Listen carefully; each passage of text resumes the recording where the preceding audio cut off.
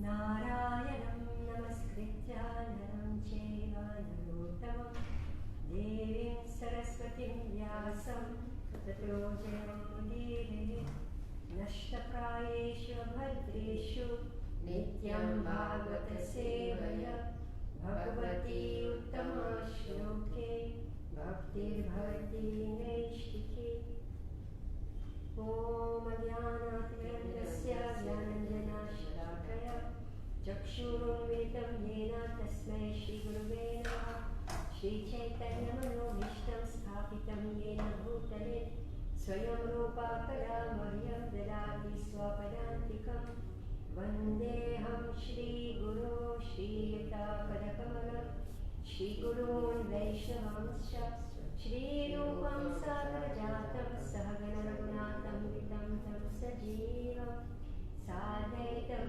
Savadhutam Parijana Sahitam Krishna Chaitanya Devam Shri Radha Krishna Padan Sahagana Lalita Shri Shakhanvitam Scha He Krishna Karuna Sindhu Dina Bandhu Jagatpate Gopesha Gopika Kanta Radha Kanta Namastite Tapta Kanchana Gaurangi Radhe Vrindavaneshwari Vrishabhanusute Devi Pranamami Hari Priye Vanchakatratarubhyascha Kripa Sindhuvya Evacha Patitanam Pavanebhyo Vaishnavebhyo Namo Namaha Jai Shri Krishna Chaitanya Prabhu Nityananda Shri Advaita Gadadhara Shivasari Gaur Bhakta Hare Krishna Krishna Krishna Hare Hare Hare Rama Rama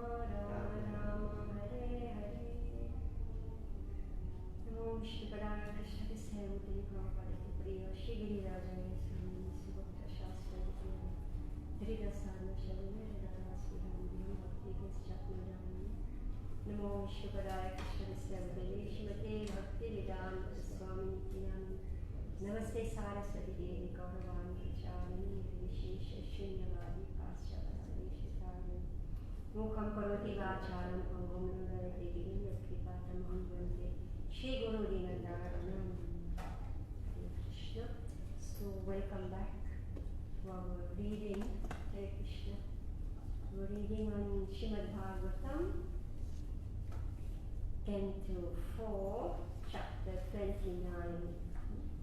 So we're discussing the talks between Narada and King Prachinabarhi. So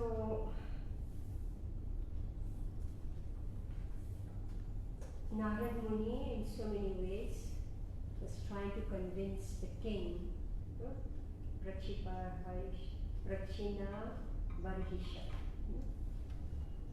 that he should not engage in karma kandya, all those ritualistic ceremonies, and he should engage, because all those rituals are meant only for Swargalok or taking birth on any of the heavenly planets or on earth also, but in good, nice families, nice situations, so that we can enjoy the high standard of living. So Narada Muni said, no, this is all useless. Because you have to take birth again and again. So many risks are there, and we may be high, but anytime we may fall. So this material world is a very risky place, so it's best to just go out. So we can go out only when we are feeling love for Krishna. Right? So how to develop that love for Krishna is what is discussed here. So then now, after hearing so much talk, we already said so many chapters and chapters. Let me check. Oh my God, from chapter 25, 26, 27, 28, 29. 5 chapters. King Prachinabarhi heard from Narada Muni. And I think each chapter has nothing less than, let us Take a look. How many persons? My God, an average of 60. 300 verses, alright? Yeah. 300 verses. Narad Muni spoke to convince one person, Jiva Karma Kandya. Right? And for us, how many months it took? Right? We are going on and on, reading, discussing the Prabhupada's lengthy purports. So finally the king said, oh, I didn't know. My acharyas, those who are guiding me, they didn't tell me the truth. So he says, now, even though let's just see how the mind is. My dear Brahmana, there are contradictions between your instructions and those of my spiritual teachers who engage me in fruitive activities. I now can understand the distinction between devotional service, knowledge and renunciation. I had some doubts about them, but you have very kindly dissipated all these doubts. I can now understand how even the great sages are bewildered by the real purpose of life. Of course, there is no question of sense gratification. Then he put up a doubt. I mean, you see, even after hearing so much, now he said, but how do we know that there is a next life? Alright? So yeah, we heard you very nicely, right? How do we know there is a next life? So he asked this question now. Sit together, 58. Karmanya rabhate umami havihayatam amutranyena dehena jushtani sayadashmite. Nikileshwari, can you? Translation: the results of whatever a living entity does in this life are enjoyed in the next life. Purport by Divine Grace Prabhupada. A person generally does not know how one body is linked with another body. However, it's possible that one suffers or enjoys the results of activities in this body in yet another body in the next life. This is a question the king wants Narad Muni to answer. How may one have a human body in this life and not have a human body in the next? Even the great philosophers and scientists cannot account for the transferring of karma from one body to another. As we experience, every individual soul has an individual body, and one person's activities or one's body's activities are not enjoyed or suffered by another body or another person. The question is how the activities of one body are suffered or enjoyed in the next. So here we have this transferal of karma. I'm living in this body, and so how is it that suffering or enjoyment is having the next body? Yeah. Alright? Yeah. Like I'm living in this body, right? And the body dies, and then we say, no, now there is another body, and that body has to enjoy or suffer. How come? That's the question. Yes. Text 59. Iti veda vidam vadaha suyate tatra tatraha karmaya kriyate proktam paroksham na prokashyaste.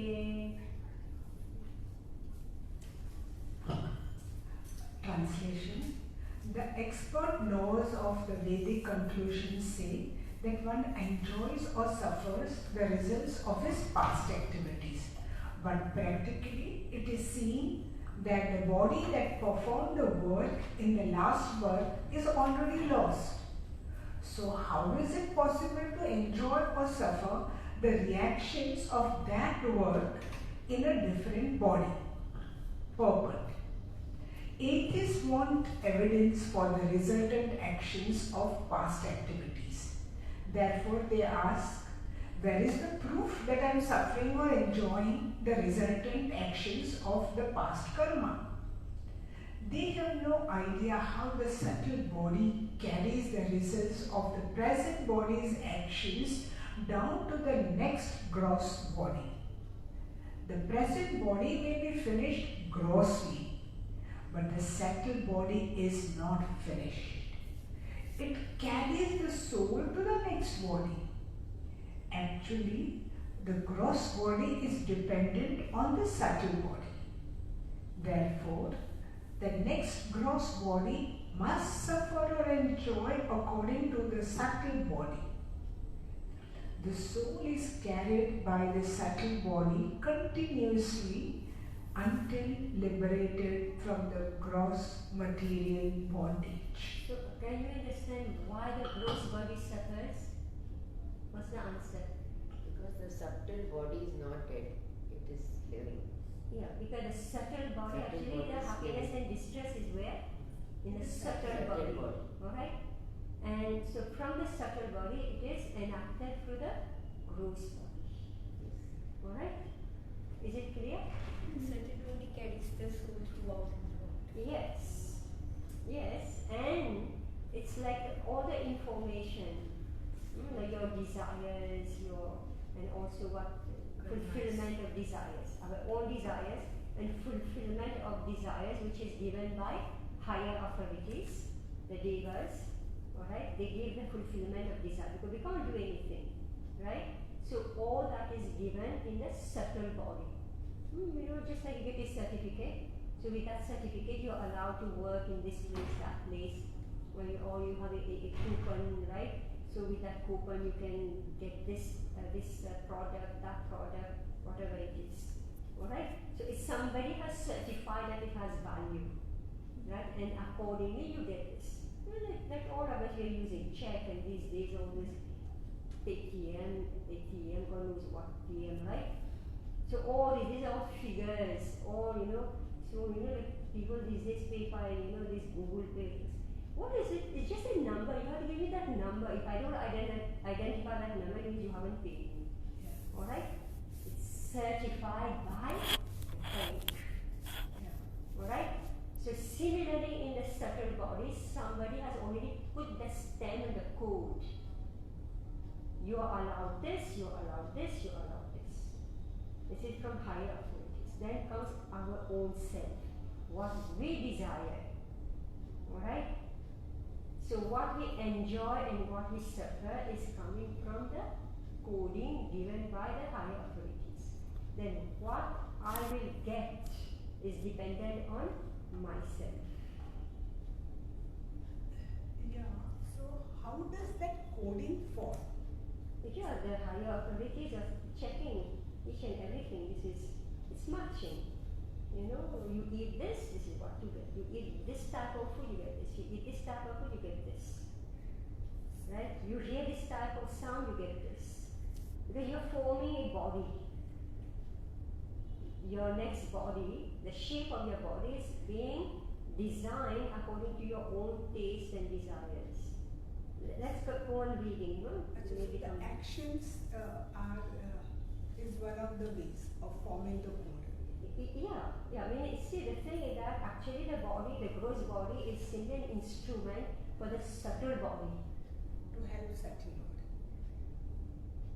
body. No, the gross body is simply an instrument of the subtle body. It has no value at all, the gross body. Its only value that is able to interact with matter. Alright? Which is gross.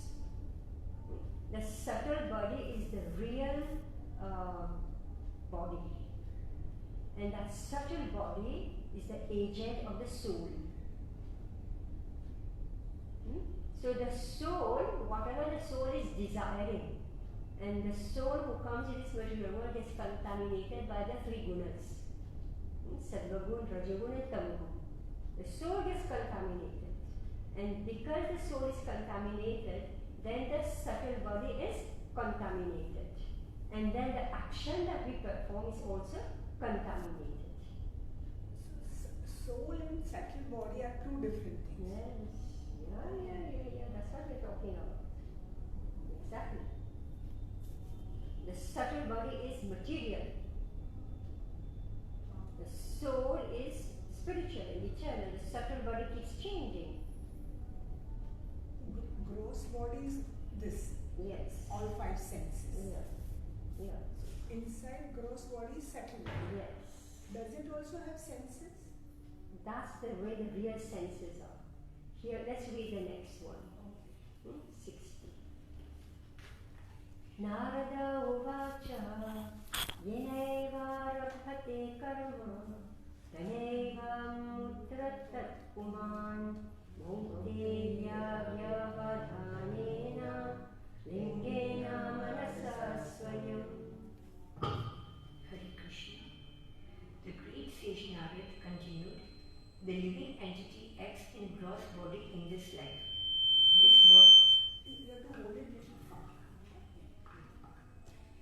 This body is forced to act by the subtle body, composed of mind, intelligence and ego. After the gross body is lost, the subtle body is still there to enjoy or suffer. Thus, there is no change. Purport. The living entity has two kinds of body.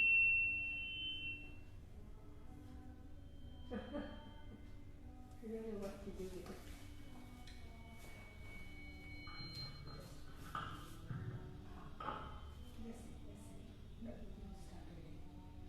The gross body, the living entity has two kinds of body, the subtle body and the gross body. Actually, he enjoys through the subtle body, which is composed of mind, intelligence and ego. Shall I read that again? No, it should work. Something is interference or something. Just check the plug. Replug it. Hare Krishna. Oh God.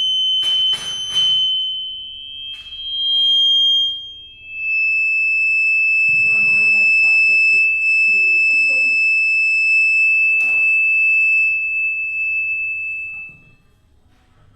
Okay, Hare Krishna.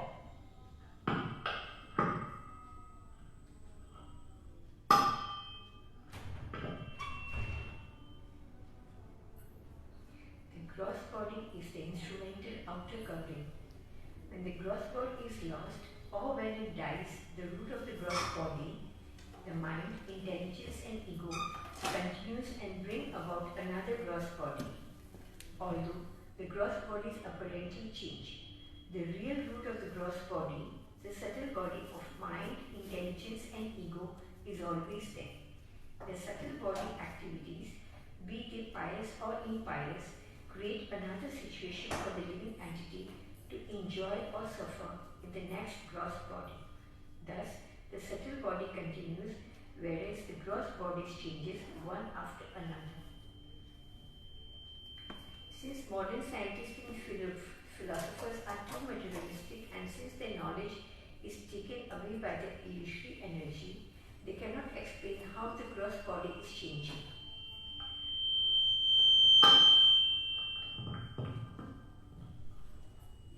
The materialistic philosopher Darwin has tried to study the changes of the gross body, but because he had no knowledge of either the subtle body or the soul, he could not clearly explain how the evolutionary process is going on.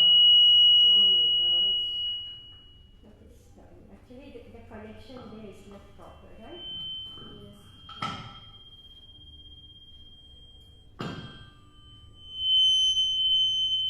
I call someone. No, Yeah. I mean, I did that, this also gets affected.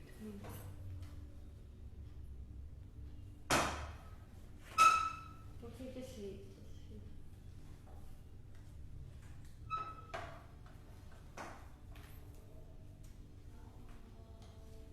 One may change the gross body, but the works in subtle body. People cannot understand the activities of the subtle body, and consequently they are bewildered as to how the action of one gross body affect another gross body. The activities of the subtle body are also guided by the supersoul, as explained in Bhagavad Gita 15.15. Sarvasya chaham hridaya sannivisto mathas vid jnanam apohanam cha. I am seated in everyone's heart, and from me come remembrance, knowledge, and forgetfulness. Because the Supreme Personality of Godhead as Super Soul is always guiding the individual soul, the individual soul always knows how to act according to the reactions of his past karma. In other words, the Super Soul reminds him to act in such a way. Therefore, although there is apparently a change in the gross body, there is continuation between the lives of an individual soul. Okay, so we want to know how the continuation from one body to next happen. So let's read it again. Okay, this is very scientific. Alright. So the living entity has two kinds of bodies, subtle body and gross body. Actually enjoyed with a subtle body, which is composed of mind, intelligence, and ego. Alright? The gross body is the instrumental outer covering. You know, just like, let's say I'm wearing a glove, alright? I'm wearing a glove, but I may still pick up something and eat, right? Yeah. Who's eating, who's tasting? The body is tasting. Yeah, I mean the tongue, right? The tongue is tasting. Right? It's not the glove, Yeah. alright? So the glove has simply picked it up and put in the mouth, meaning the real idea is that I should taste. It's not that my hand should eat and taste. Yeah. Alright? So now, the gross body, the instrumental outer covering. So meaning that the entire body that we have has only one purpose. It is to give pleasure to the mind, intelligence, and ego. Alright, my hearing, it is not for the ear to enjoy sound. Right? It is for the mind, intelligence, and ego to enjoy that sound. Same with smelling, tasting, seeing, anything that we may be doing. So it's not that particular organ which is gross that is enjoying, it is what? Actually, the mind, intelligence, and ego. Yes. Combination of all three. Yes, which it consists of a subtle body. This is what is enjoying of suffering. Alright? When the gross body is lost or when it dies, the root of the gross body, so the root of the gross body is what? The mind, intelligence, ego. Which is Mind. the subtle body. Alright? So the root of the gross body is the subtle body. In other words, the subtle body produces the gross body. So when the gross body dies, the root of the gross body continues and brings about another gross body. Alright? So that subtle body creates another gross body. Now, during our life, that subtle body may have changed. Yeah. If I live 60 years, when I was born, 60 years ago, I had carried one set of desires. But in the course of life, I may have changed. Yeah. Alright? So when we die, you've got a new subtle body. You follow this? Yeah. You've actually got a new subtle body. And it can be better or worse. Alright? That's what education is all about. Education is to make you better, yes. And don't allow you to fall. Right? Because the subtle body, meaning your mind, changes. Right? How you utilize your intelligence is changing. And then your sense of identity, your ego is changing. Like, if I hate being in woman's body, and I say, no, I want men's body, so next birth you will get a men's body. Right? And if a man, we already read Puranjan, right? He's too much attached to the female form, then he got a female body. Alright? So, although the gross bodies apparently change, the real root of the gross body, the subtle body of mind, intelligence, and ego is always there. Alright? The subtle body's activities, whether pious or impious, create another situation for the living entity to enjoy or suffer in the next gross body. So, these activities of that we are doing. Like I just said, suddenly I change my mind. I no longer want to be this. I want to be this. So I'm going to create a new situation for me. I mean, let's say I change job. So I don't want this job anymore. So then I start a new type of life and create a new situation. Alright? So at the time of death, that which is most prominent to me, that is what my next destination will be. Alright? Thus the subtle body continues, whereas the gross bodies change one after another.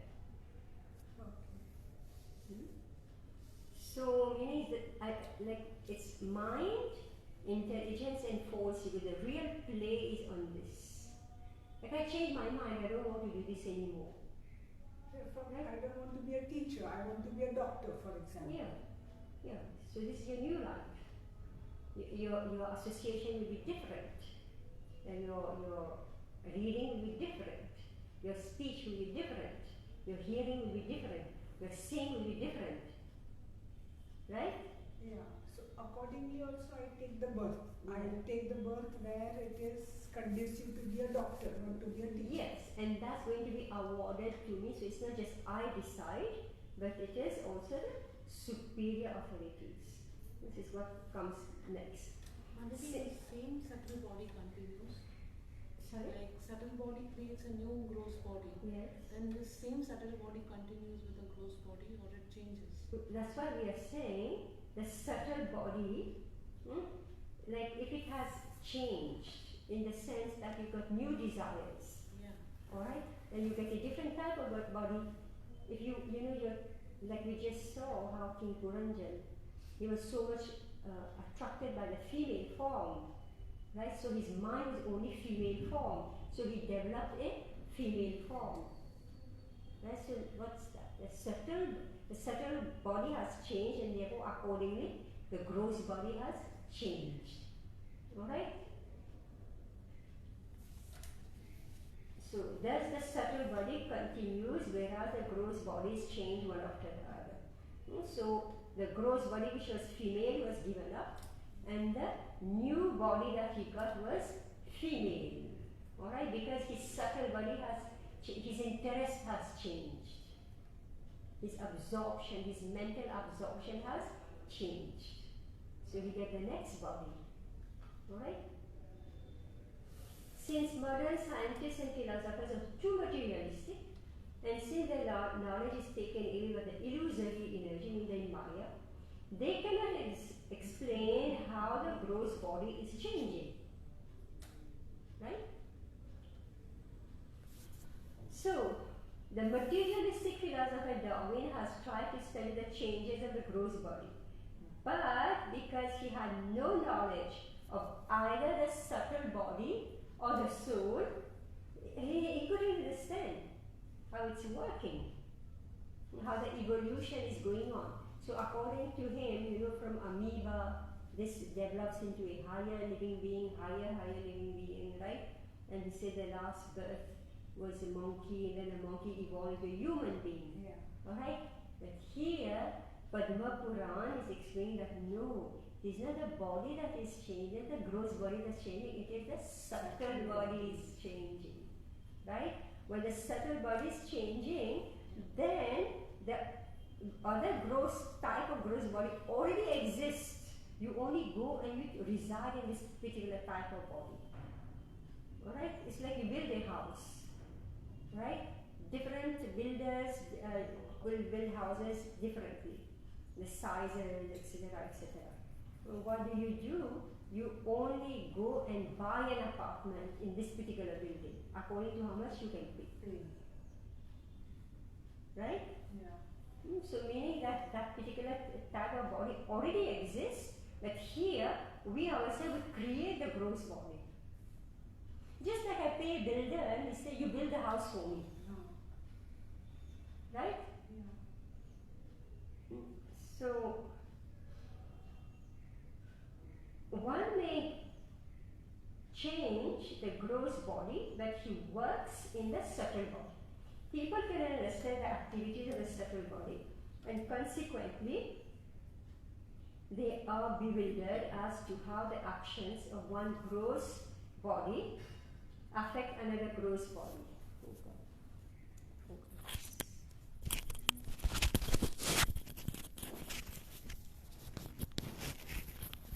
My glass is ready to fall off. Just falling off. The activities of the subtle body are also guided by the super soul, as explained in Bhagavad Gita. So it's not only that you are free, it's like we are so much in slumber. We can't even remember what I was supposed to do. So Krishna says, you wanted to do this. That's why you have this body. Alright, see the child, after the age of 5, he starts to actually become awake. He wants his identity. So that's when this is the dangerous stage starts. Because before 5, he was completely dependent on parents. After 5 now, his old samskar. Alright? His own and old samskar are going to become manifested now. He starts to be awakened. Alright? So, how will he know what he wants to do? The super soul tells him. So when he comes in contact to begin with, nature, material nature, the laws of nature, will put in front of him opportunities of what he himself desired. We see that, right? Yeah. Suddenly we don't know how it happened, it just came to me. Yeah. Right? And then I identify, yeah, I wanted to do this. Just like every morning when you wake up, but you forgot where you were, right? What you did last night, you forget. But when you wake up, how do you remember? You have to make an effort, right? The super soul. The super soul is reminding us about who we are. Otherwise, I may forget who I am because I was in dream, right? So when you wake up, the super soul reminds you who you are, in whose house you are living, or is it the neighbor's house? If you go off your mind when you think, my house is the neighbor's house.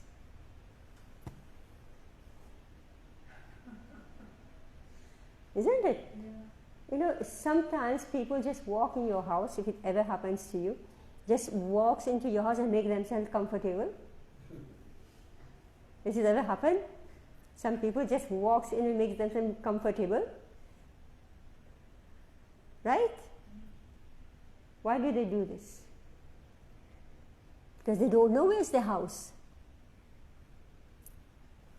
Right? They actually don't know where's their house. So they just say, okay, here's a place where I can stay. Like, just a pigeon walks in here, or a rat gets in. You say, yeah, I found a place. Right?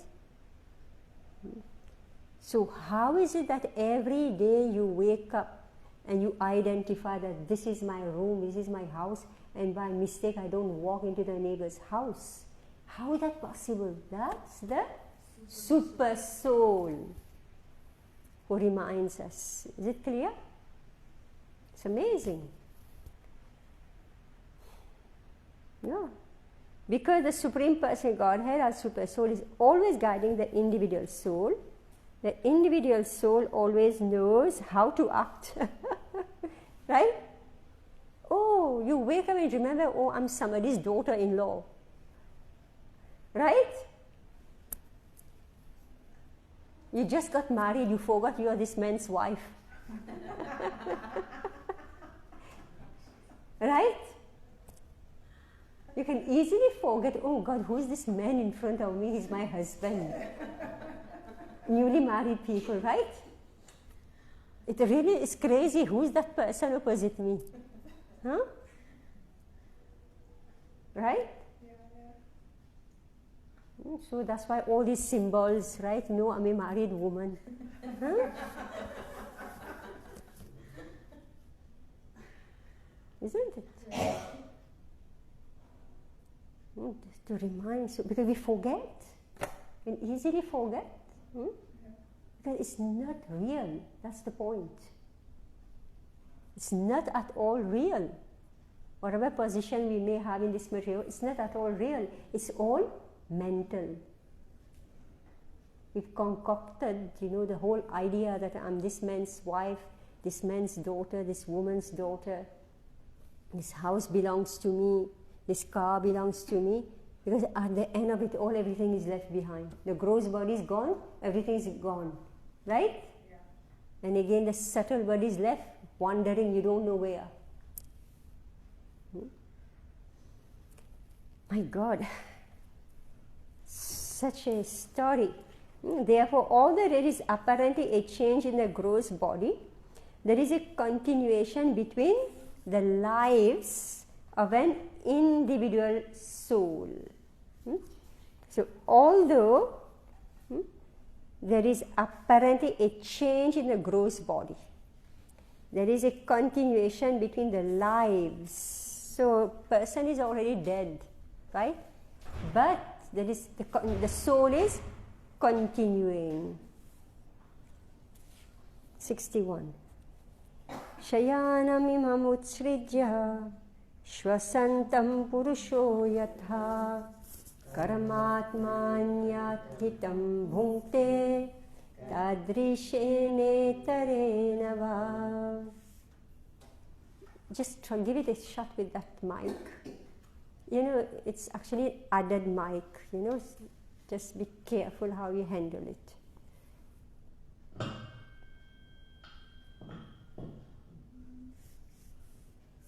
Translation. The living entity, while dreaming, gives up the actual living body. Through the activities of his mind and intelligence, he acts in another body, either as a god or a dog. After giving up this gross body, the living entity enters either an animal body or a demigod's body on this planet or another planet. He thus enjoys the results of the action of his past life. Perfect. Although the root of distress and happiness is the mind, intelligence and ego, a gross body is still required as an instrument for enjoyment. The gross body may change, but the subtle body continues to act. Unless the living entity gets another gross body, he will have to continue in a subtle body or a ghostly body. One becomes a ghost when the subtle body acts without the help of the instrumental gross body. As stated in this verse, Shayanam imam ustrejya swasantanam. The gross body may lie on a bed and rest, and even though the machinery of the gross body is working, the living entity may go into a dream and return to the gross body. When he returns to the body, he forgets his dream. Similarly, when the living entity takes on another gross body, he forgets the present gross body. The conclusion is that the subtle body, mind, intelligence, ego, creates an atmosphere with desires and ambitions that the living entity enjoys in the subtle body. Actually, the living entity is in the subtle body, even though the gross body apparently changes, and even though the inhabits the gross body on various planets. All the activities performed by the living entities in the subtle body are called illusionary, because they are not permanent. Liberation means getting out of the clutches of the subtle body. Liberation from the gross body simply involves the transmigration of the soul from one gross body to another. When the mind is educated in Krishna consciousness or higher consciousness in the mode of goodness, one is transferred either to the upper heavenly planets or to the spiritual world, the Vaikuntha planets. One therefore has to change his consciousness by cultivating knowledge received from Vedic instructions from the Supreme Personality of Godhead through the disciplic succession. If we train the subtle body in this life by always thinking about Krishna, we will transfer to Krishna Lok after leaving the gross body. This is confirmed by the Supreme Personality of Godhead. Janma karma cha devam evam ye veti tatvatah tvekvakta devam punarjanma naiti mama iti so Arjuna. One who knows the transcendental nature of appearance and activities does not, upon leaving the body, take his birth again in this material world, but attains my eternal abode, O Arjuna. Bhagavad Gita 4.9.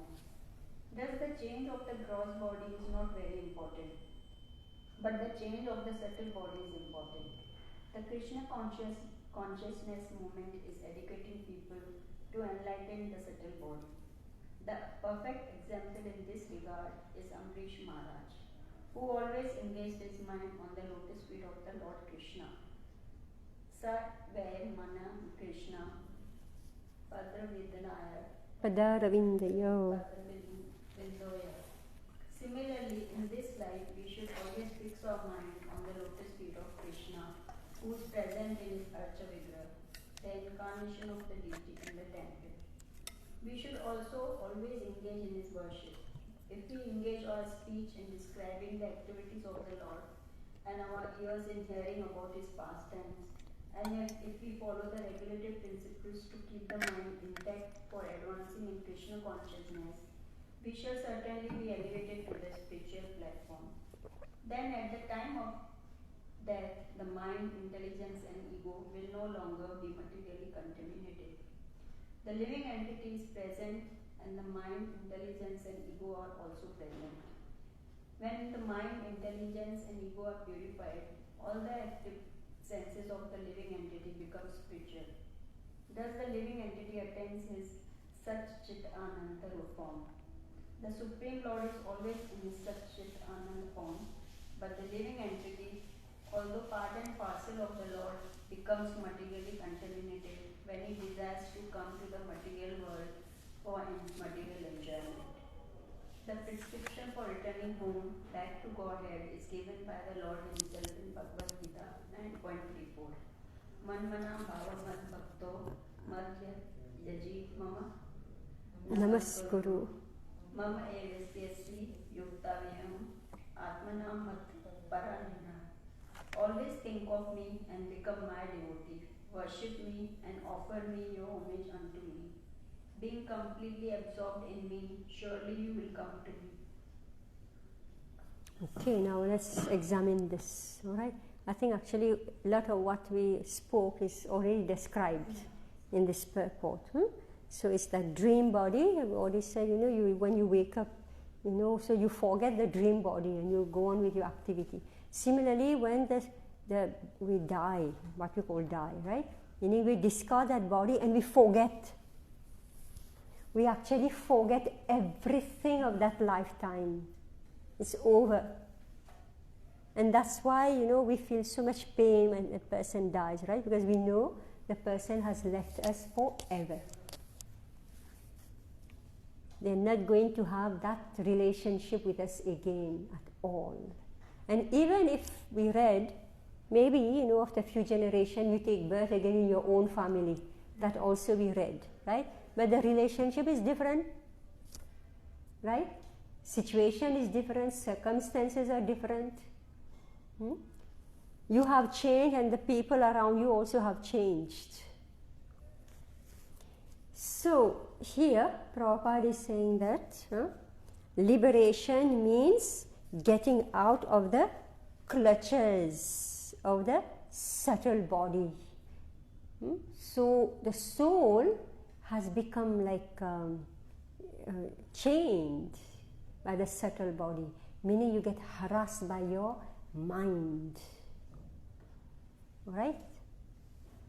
The soul is captured by the mind. Right? And that intelligence that is always making its own plan, how to execute desires. And this sense of identity of who I am. Each and every one of us, we put something, I am this, and this is what I want the world to know about me. My sense of identity, my false ego. So it's a pain. Let's say those movie stars, right? Now the world is just mad after them, right? So they're just checking how many likes, and if the likes start going down, what happens? Their mind goes down, right? So the soul has become captured by the mind. So Krishna consciousness, Prabhupada is saying, Krishna consciousness means that I want to get sufficient knowledge about who I am in reality, so that I don't get captured by the mind. This adhyatmic klesh, adhi-daivik klesh, adhi-bhautik klesh. They capture us. So that's why we become susceptible to suffering, because the soul is identifying with the mind. And worse, it's the false identity, the false ego, who I am, how I want people to see me. Okay, so Prabhupada is saying the Krishna consciousness movement is educating people to enlighten what? What Prabhupada is saying here? The Krishna consciousness. Yes, what's that? Mind, intelligence. Yes. Intelligence and ego. Yes, all right. And now what is education doing today? What education are they giving? It doesn't touch anything, it crushes all three. Yeah, it's only teaching you how to eat, right? It doesn't even teach you how to grow food.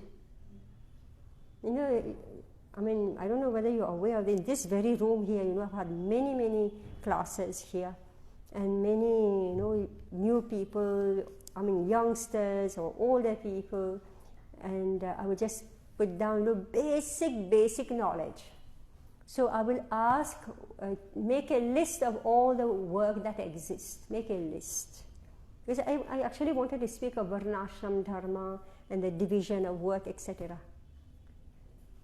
Do you know which one everybody without exception miss out? Do you know which one?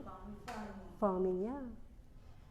Not is, at least in Bombay, not a single youngster or older person has put farming, agriculture on their list. Why?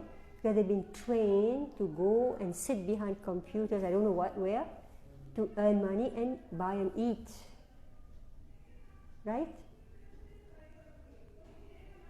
So the education is only teaching you how to earn money, buy things and eat, or buy clothes, shoes, or whatever it is. In the same school where I went today, not last year, before COVID, I had conducted a session. Okay, and I said, what we are having, we need to be careful with water, we need to be careful with resources. What if, you know, taps run dry? What will be our life? So a child says, you know, don't worry, miss, if taps run dry, we'll order for Bisleri bottled water. And this, you know, how, you know, they don't connect river with water. They connect bottled water with water. If this runs dry, we'll order water. The supermarket will send it to us. Yeah. They're just a phone call away. Like the milk, right? The milk. Where does the milk come from? Nobody knows the cows, right? Yeah. So the education is only teaching you about the gross body, whereas the Vedic education is teaching you how to affect the subtle body, change your mind, change your desires, change your sense of identity, who you are, right? So that you are not pained when people don't honor you, don't respect you, don't notice you, right?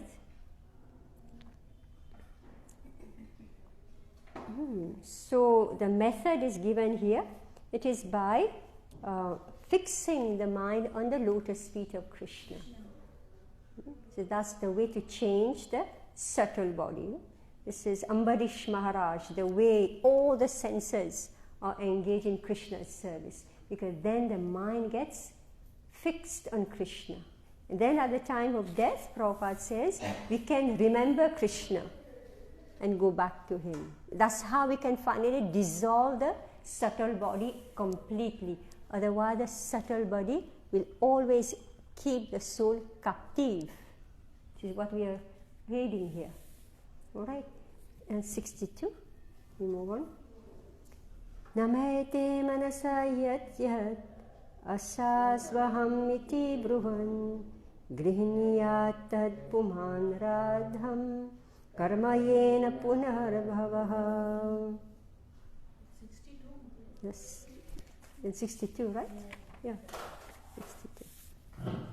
The living entity labors under the bodily conception of I am this, I am that, my duty is this, and therefore I shall do it. These are mental impressions, and all these activities are temporary. Nonetheless, by the grace of Supreme Personality of Godhead, the living entity gets a chance to execute all his mental concoctions, thus he gets another body. Purport. As long as one is absorbed in bodily conception, his activities are performed on that platform. This is not very difficult to understand. In the world, we see that every nation is trying to supersede every other nation, and that every man is trying to advance beyond his fellow men. All these activities are going on under the name of advancement of civilization. There are many plans for making the body comfortable, and these plans are carried in the subtle body after the destruction of the gross body. It is not a fact that after the gross body is destroyed, the living entity is finished. Although many great philosophers and teachers in this world are under the impression that after the body is finished, everything is finished, this is not a fact. Narada Muni says in this verse that at death one takes his plans with him, Grihniyat, and to execute these plans he gets another body. This is called Punarbhava.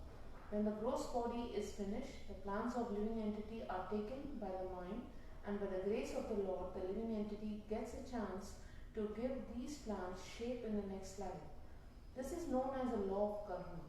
As long as the mind is absorbed in the laws of karma, a certain type of body must be accepted in the next life. Yeah, and unfulfilled desires, unfinished business, right?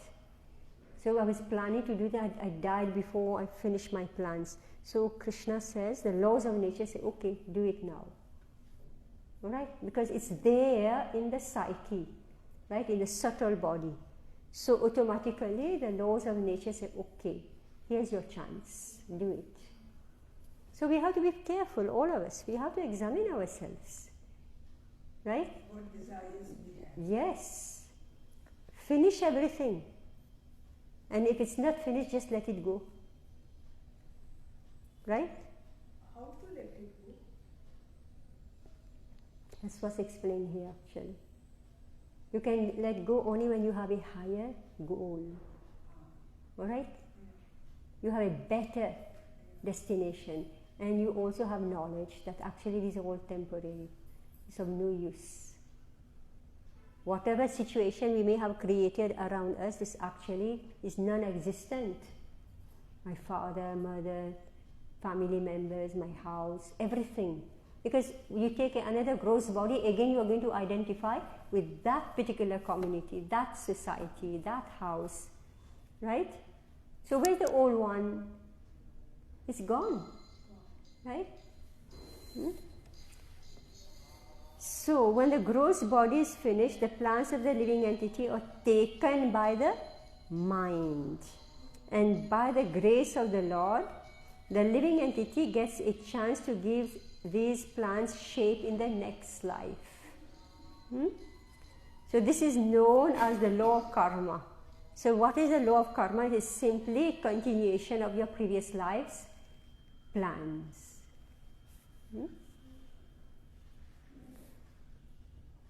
Okay, continue. Karma is the aggregate of fruitive activities conducted to make this body comfortable or uncomfortable. We have actually seen that when one man was about to die, he requested his physician to give him a chance to live 4 more years so that he could finish his plans. This means that while dying, he was thinking of his plans. After his body was destroyed, he doubtlessly carried his plans with him by means of the subtle body, composed of mind, intelligence, and ego. Thus, he would get another chance by the grace of the Supreme Lord, the Super Soul, who is always within the heart. Sarvasya chaham riddhi samvisto mata smriti jnanam apohanam cha. In the next birth, one acquires remembrance from the Super Soul and begins to execute the plans begun in the previous life. This is also explained in Bhagavad Gita in another verse, Ishvara Sarva Bhutanam Hridadeshe Arjuna Tishtati Brahmayam Sarva Bhutani Yantra Rudhani Mayaya. The Supreme Lord is situated in everyone's heart, O Arjuna, and is directing the wanderings of all living entities, who are seated as on the machine made of the material energy. Bhagavad Gita 18.6. Situated on a vehicle given by material nature and reminded by the Super Soul within the heart, the living entity struggles all over the universe to fulfill his plans, thinking, I am a Brahmana, I am a Kshatriya, I am an American, I am an Indian, and so on. All these designations are of the same essence. There is no point in becoming a Brahmana in preference to an American or becoming an American in preference to a Negro. After all, these are all bodily conceptions under the modes of material nature. Okay, so this karma, I think they call sanchit karma, aggregate, no? Aggregate of fruitive activities, meaning so many lifetimes, all the karma, it is stored somewhere, okay, in the mind, somewhere. And then, and it comes out. Prabhupada is going to explain in the next purports. So, yeah, we've already explained all this, how the subtle, the super soul help us to remember. And so now, when you come to, so I have explained, in one lifetime how you wake up and you remember who you are, right? So similarly, when you take your next gross body, gradually you remember who you are, all right? What was your last life desire? I gave the example of this 5-year-old child, right? That's when the personality, who's that person? It's not that 5-year-old small toddler that you are seeing. It's actually a Jeev, all right? A Jeev who's very old. That's why some children are very brilliant in singing, in dancing. Maybe Let's go on reading. You will find it. Prabhupada will speak about that. Okay. Let's go on reading. Yeah. Oh God, my glass is just falling off. It got loose. 63. Yatha nomiyate chetam ubhayerindriye hitah evam pragdihajam karma lakshate chitta vrittibihi.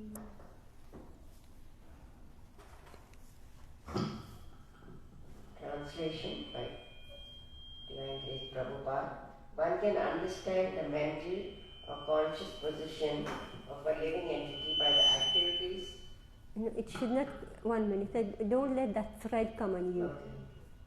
One can understand the mental or conscious position of a living entity by the activities of two different senses, the knowledge, acquiring senses, and the executive senses.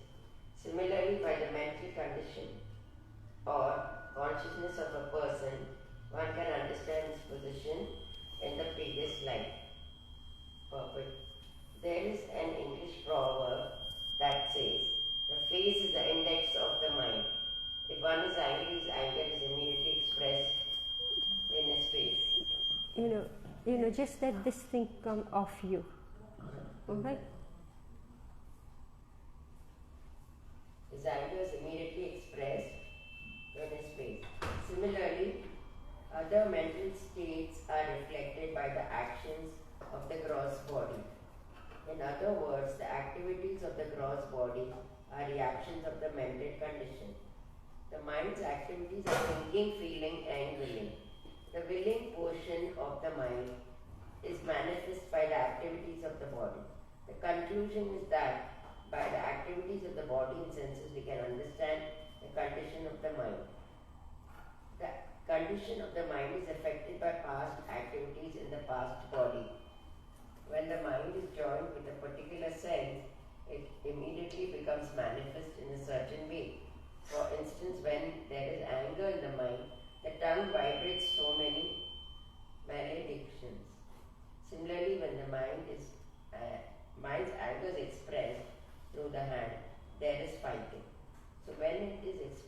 the leg, there is kicking. So there are so many ways in which the subtle activities of the mind express through the various senses.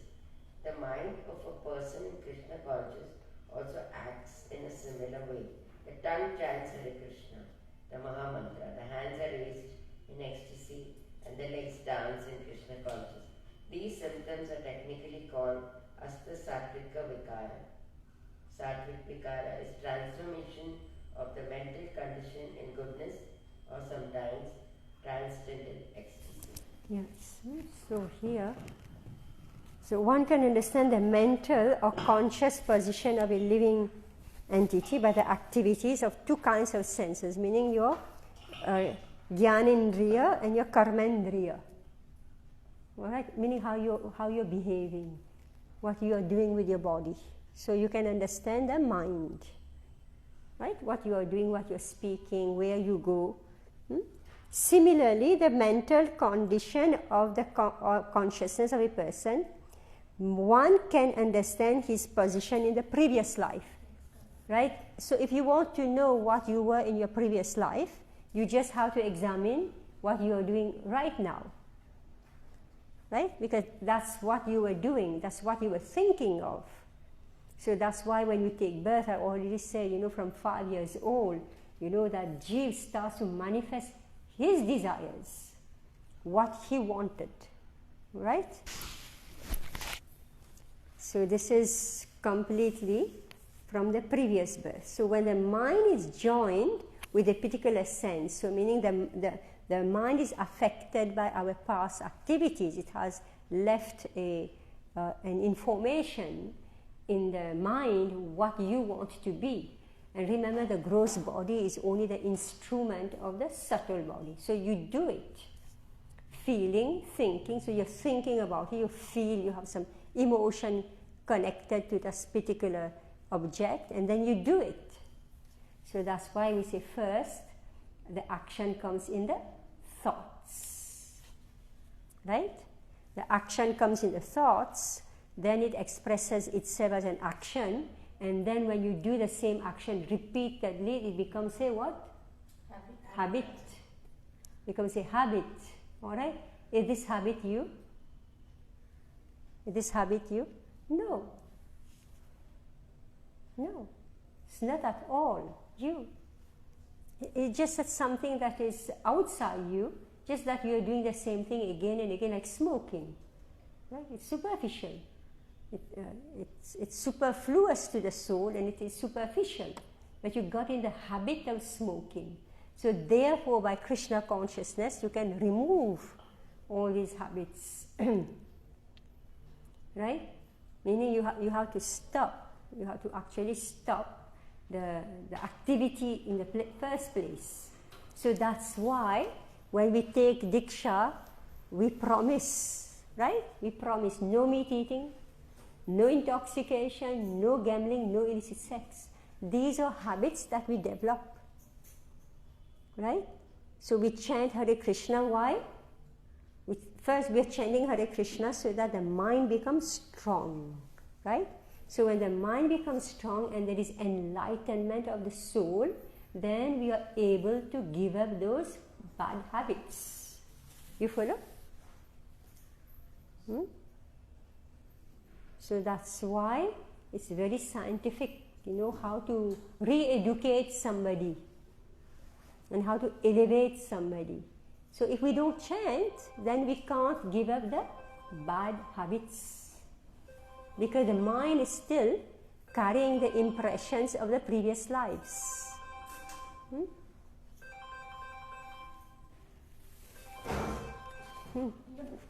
Text 64. Nanubhutam kvachanena dihena drishtamashrutam kadachid upalabhyete dabhyeta yadrupam yadrikatmani. Translation. Sometimes we suddenly experience something that was never experienced in the present body by sight or hearing. Sometimes we see such things suddenly in dreams. Perfect. dreams, we sometimes see things that we have never experienced in the present body. Sometimes in dreams, we think that we are flying in the sky, although we have no experience of flying. This means that once in a previous life, either as a demigod or astronaut, we flew in the sky. The impression is there is in the stockpile of the mind and suddenly expresses itself. It is the fermentation taking place in the depths of water, which sometimes manifests itself in bubbles on the water's surface. Sometimes we dream of coming to a place we have never known or experienced in this lifetime. But this is proof that in a past life we experienced this. The impression is kept within the mind and sometimes becomes manifest either in dream or in thought.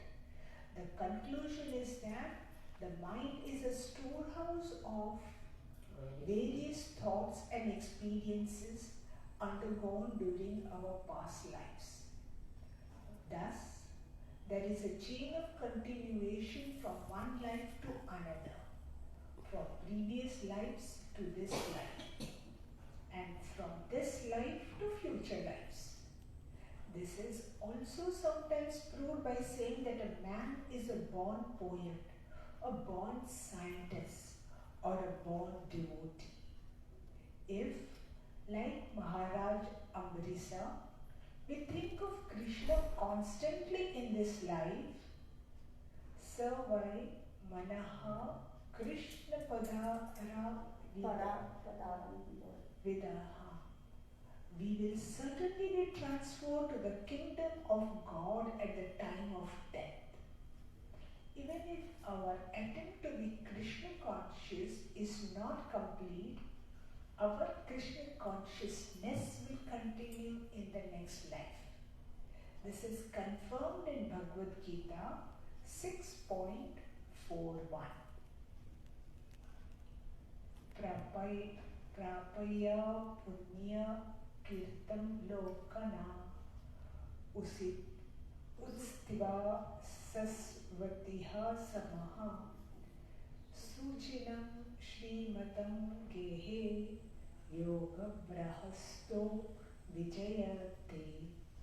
The unsuccessful yogi, after many years of enjoyment on the planets of the pious living entities, is born into a family of righteous people or into a family of rich aristocracy.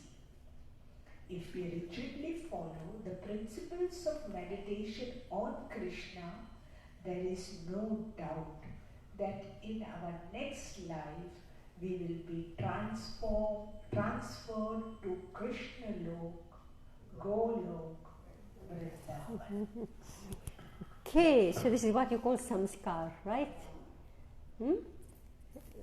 In India, everybody speaks of samskar. Now you've seen the entire discussion, dissection of what is samskar. You have understood this? Nikhileshwari, did you understand how samskar, what is your samskar? What is your samskar? But here, it's explaining how you get that samskar. It's what you do. Yeah. Alright? What you do now, this is depositing some impression in your mind, some taste, some desires, creating a habit. All that is getting accumulated and creating you. This answers to my previous question. Yeah.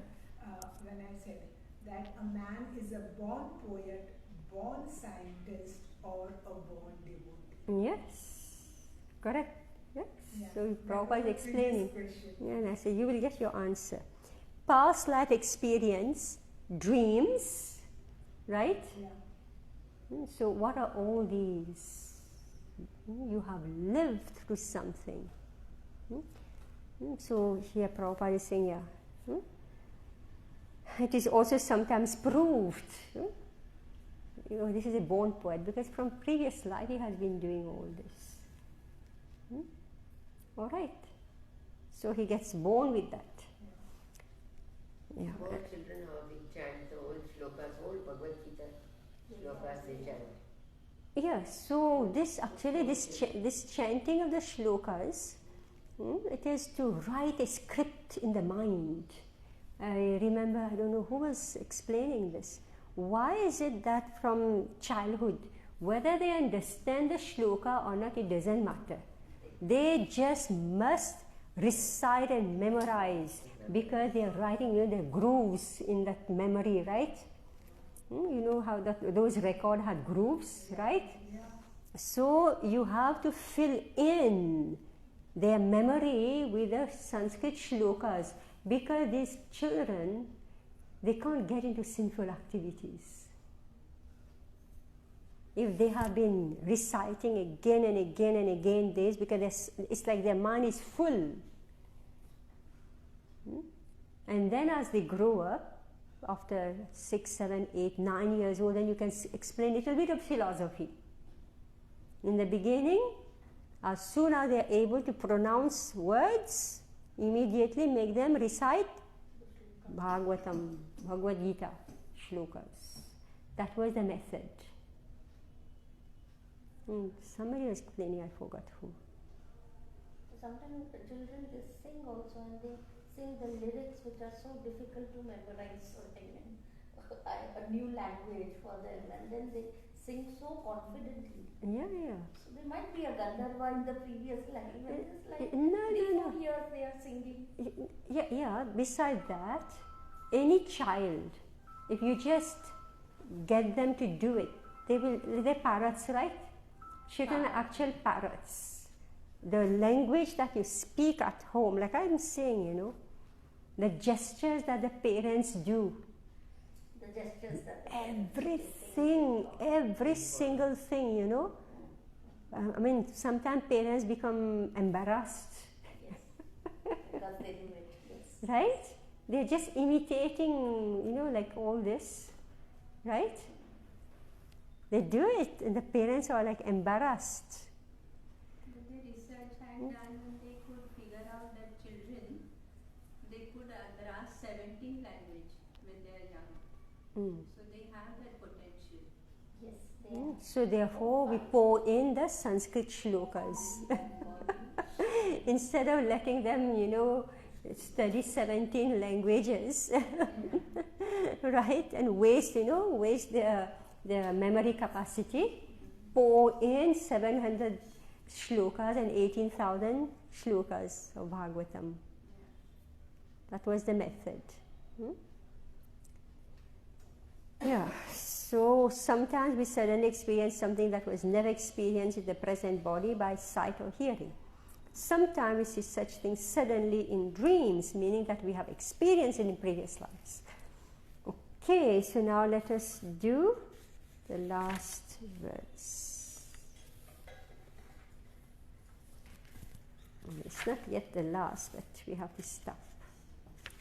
The whole story about the mind is still going on for, oh my God, it goes on and on. Okay, it goes on till text 79 about the mind and activities. So let's do this last one.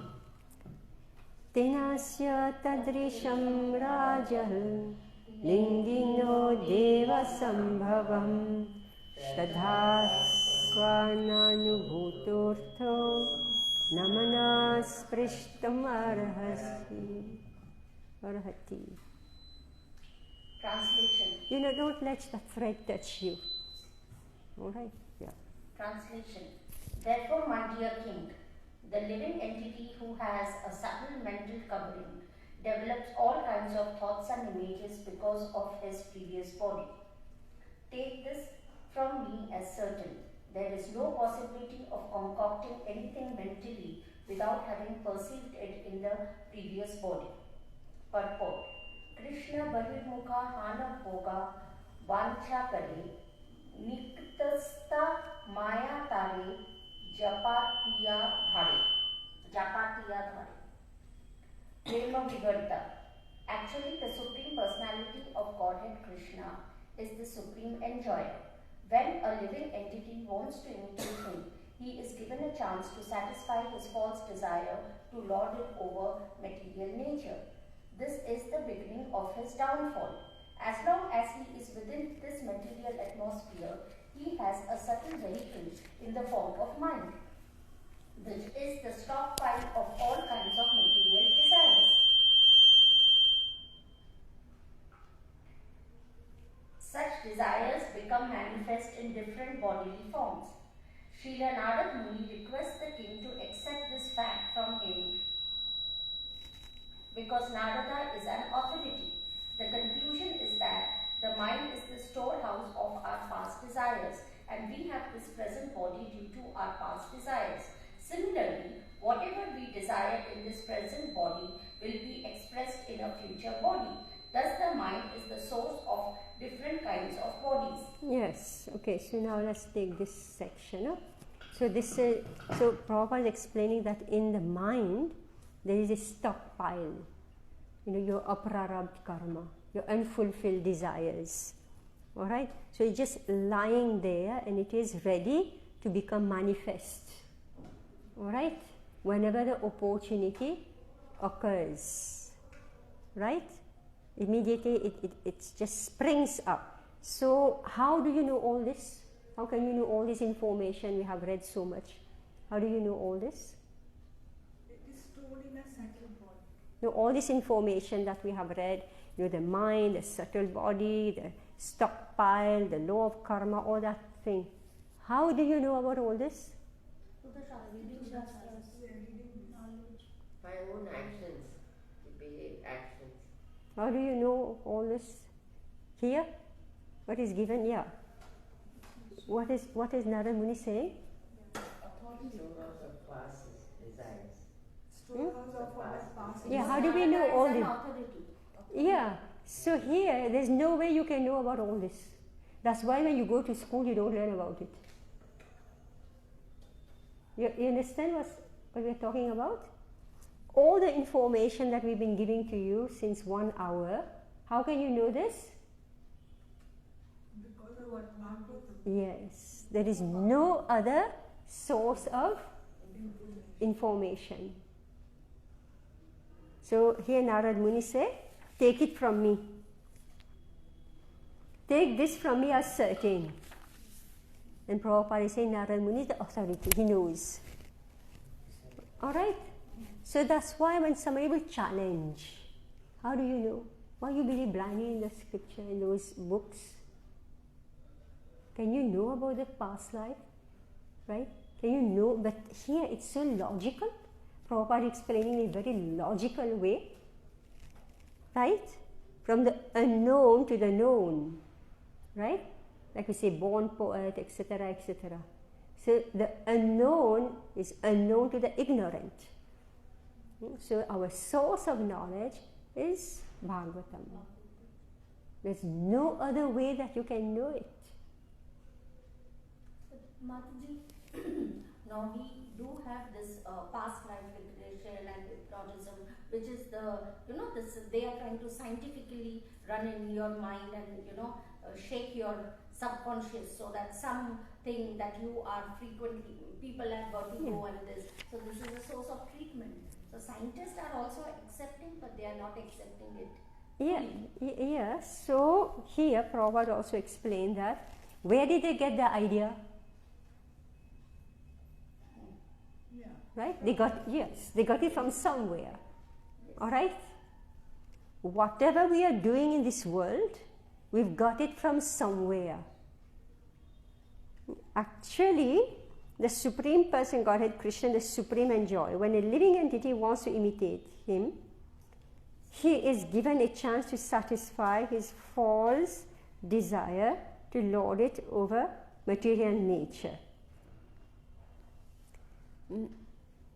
Yeah, there is no possibility of concocting anything mentally without having perceived it in the previous body.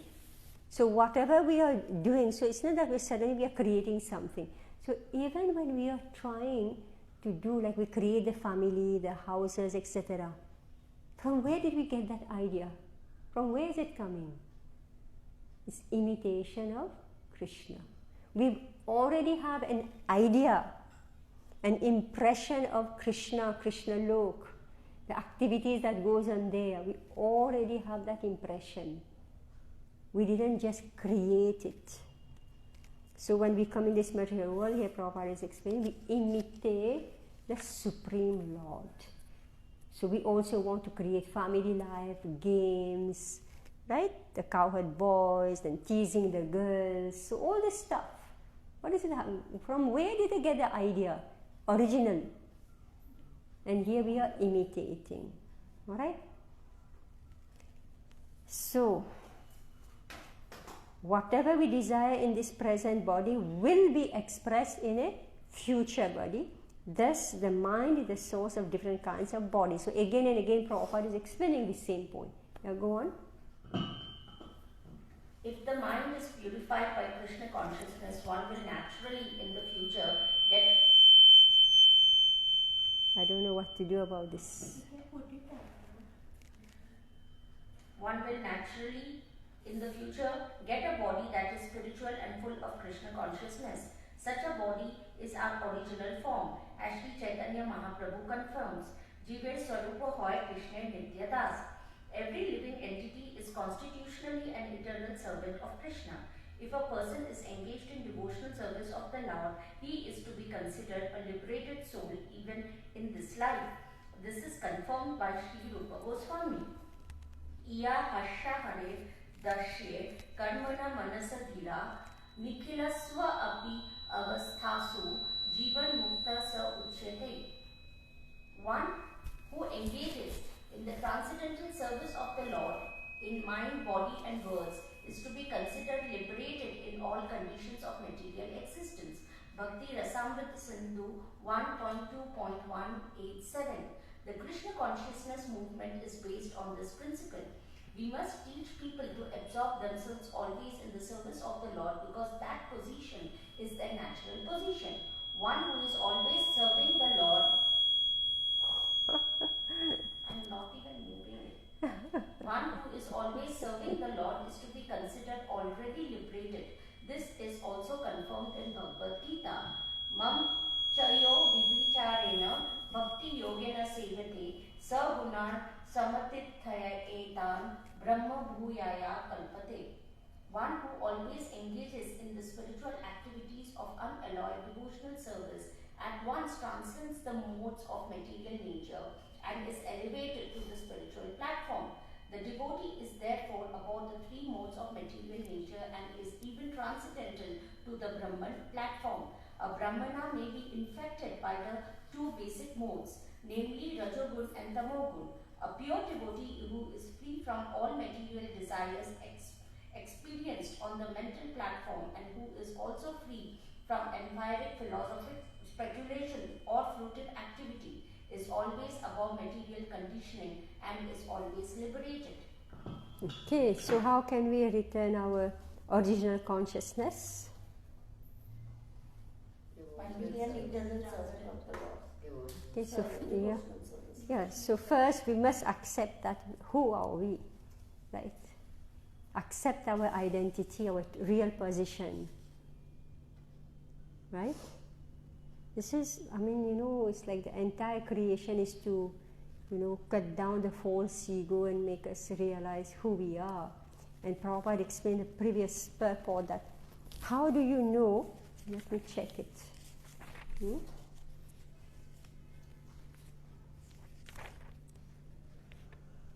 Yeah, this is text 62 purport. As long as one is absorbed in the bodily conception, his activities are performed on that platform. So what is the bodily conception? This is not very difficult to understand. So in the world, we see that every nation is trying to supersede every other nation. Alright? What do we do in this material world? One nation wants to supersede another nation. And we see that every man is trying to advance beyond his fellow man. This is the only activity that's going on in this material world. How can I surpass you? So when we come and accept our position that actually nobody is great, right? We accept our position as I'm servant of Krishna and everybody is servant of Krishna.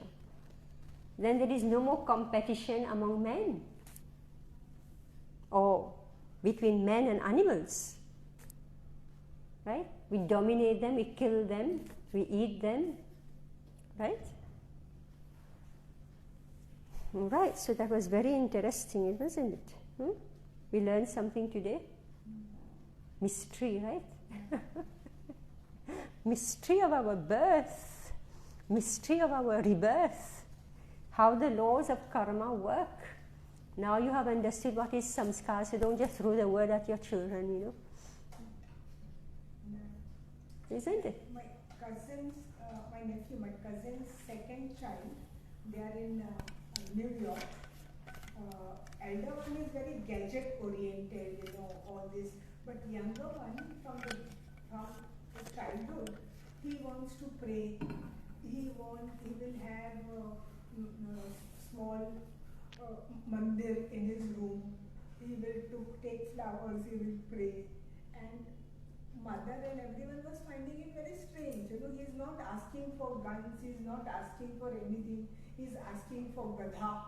He is asking for bow and arrow. He is Krishna. He is Ram. He is Bhim. Yeah, he listens on YouTube to bhajans. Very. Two sons are diametrically opposite. Diametrically. So I just recently asked him, after 2 years or something, she came down and I asked him, how is Vivek? Second son saying so. No, he continues to be very devotional. So we have taken that. He will be one son only. We have left it to him. We are not interfering in his career. If he wants to be son, let him be son. Elder one is technocrat. They have bought 3D printer. He makes houses, he makes machineries on 3D printing. Younger one doesn't even look at it. He's so much into devotion. He's so much into Bhagavad Gita and bhajans. Yeah. He listens to this book. So what we're supposed to do? Now this is, samskaras, past life, Yeah. Born poet, so Yeah. born this. Yeah, but we may be born like this, but we may also give up. Yes. Yeah, but actually, in this case, Vivek's case, Yeah. parents are not interfering. Yeah. Parents are letting him continue his dharma. Yeah, and we should facilitate. Yeah, they are facilitating. Yeah. She came down and she went to all religious places for him. Got all the things very young. He loves to wear. That is also he loves to wear churidar. He doesn't want pants. He doesn't want coats. And no one wants blazers. He's not interested in blazers. He wants kurta. He wants dupatta also. Well, it happens. I'm born in a Bengali family. I have aversion to fish from childhood. I have the severe smell problem, so I can't take anything that smells. So with my mother, this was a continuous fight on the dining table. She would say, Bengali girl, if you don't eat fish, who's going to get married? I mean, we are caste, hum log Kshatriyas, so that is a part of our culture. And then fish is something which is very auspicious, and then also fish is given. So when I came to Krishna consciousness and gave up immediately after my marriage, I mean, it was such a ruckus. This is a very bad omen. This is very inauspicious. You are a sattva, and then you have this kanthi. You don't wear a lot of jewelry. You've gone flat.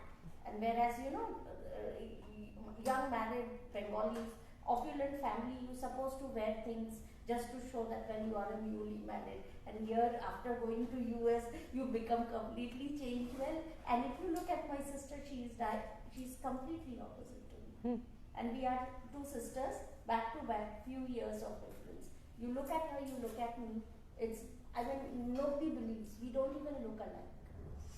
Yes, so here we have understood why these differences. So again we have understood that we don't just stay at one position, we must move up. Even if we are born devotee or whatever, we have to continue. Alright, we have to continue to improve and improve, because it's not automatic. Nothing is automatic. We have to keep on pouring in our efforts and time. Right? So we have a plus. We read it somewhere. Prapya punya kritam lokan utshitva shasvati samaha suchinam shimatam gehe yoga brashta vijayati. The unsuccessful yogi, after many, many years of enjoyment on the planets of the pious living entities, is born into a family of righteous people or into a family of rich aristocracy. If we rigidly follow the principles of meditation and Krishna, there is no doubt that in our next life we'll be transferred to Krishna Lok, Golok Vrindavan. Meaning we would take on birth, meaning unsuccessful yogi, right? Isn't it? Yeah. Now we have to continue. We have to improve so that we can reach. Mataji, is this a samskara or is this asukriti? Sorry? Is this a sanskar or is this sukriti? What? That you are coming with so much of piety because of your past life. That you are in a good family, or the family, even if it is not a Krishna conscious, they just facilitate you to carry on with your... Well, our sukriti is also creating the samskara, right? Where you are taking birth. Isn't it? Where the opportunity that you are getting. See, the two things. One, it is like what you are doing in the present life. How you are conducting yourself.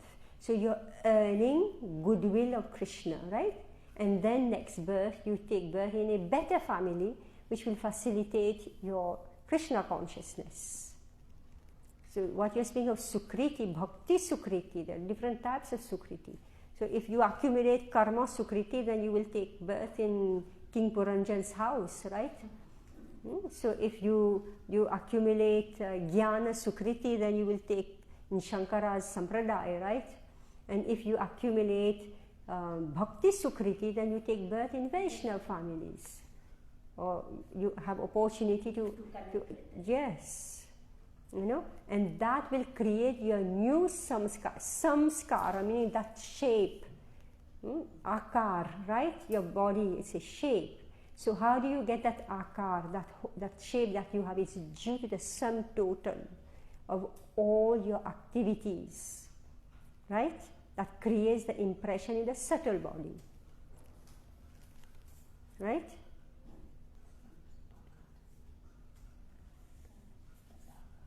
And meaning, as I say, you know, it's like it's line, impressions, you know, you put a stamp, or this, here like this printing, it's like it's an impression, right, printing?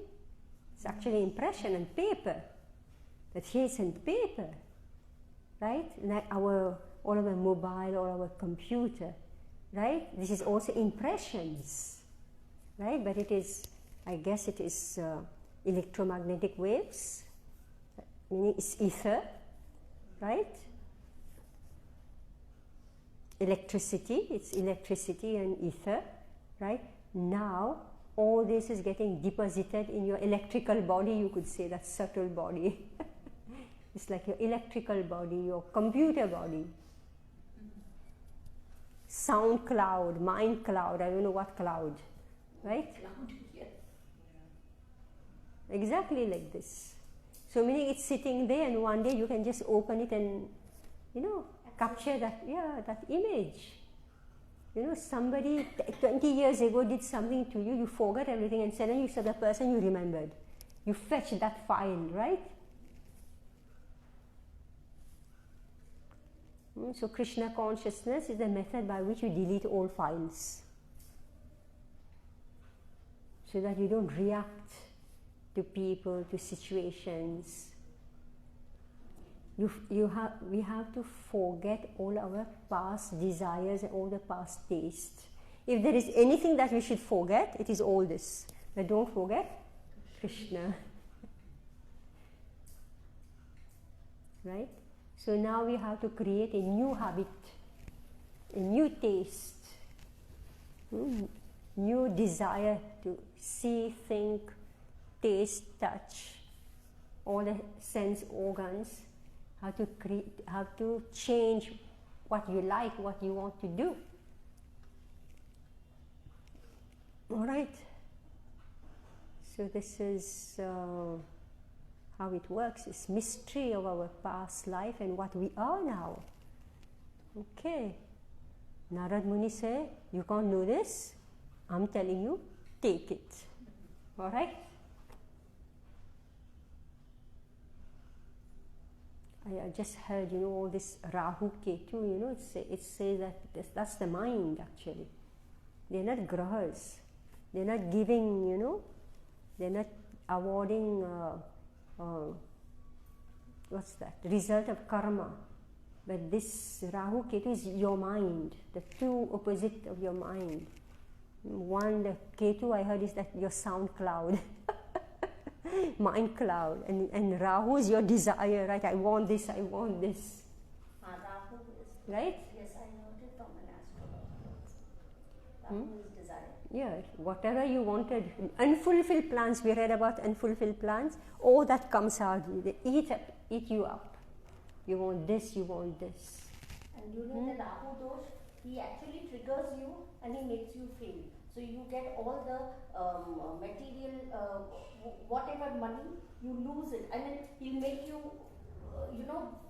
share market, property, this and that. And it purposely, you will actually go and you will put your hand in those things.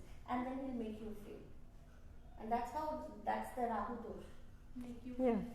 Anyway, the point is about unlimited, yeah. What we are speaking about, see Mohini Murti, so she cut the demon's head into two, right?